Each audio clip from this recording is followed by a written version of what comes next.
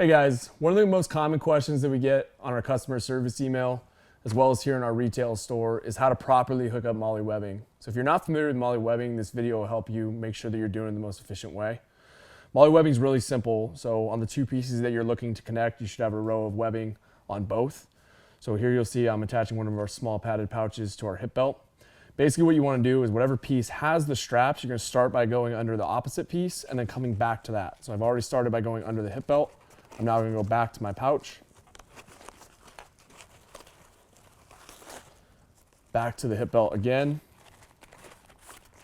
and back to the pouch again.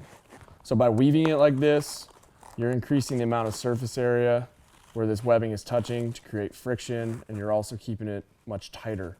So when I pull this tight and buckle in, and then cinch this down, you'll see that I should have very little, if any, space underneath.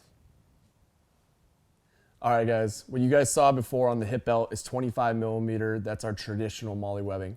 But you will also see our 10 millimeter webbing, and you'll also see our laser cut Molle webbing. All three of these options function the exact same way. Just weave it back and forth from the two items that you're looking to connect. There are some tricks that you can use. For example, when you're working with the laser cut Molle, it works best if you remove the buckle, weave your strap, and then reattach your buckle and clip it back in. It's a lot easier to get it underneath this. You'll find Molle Webbing on most of our products that you can check out at Eberlestock.com.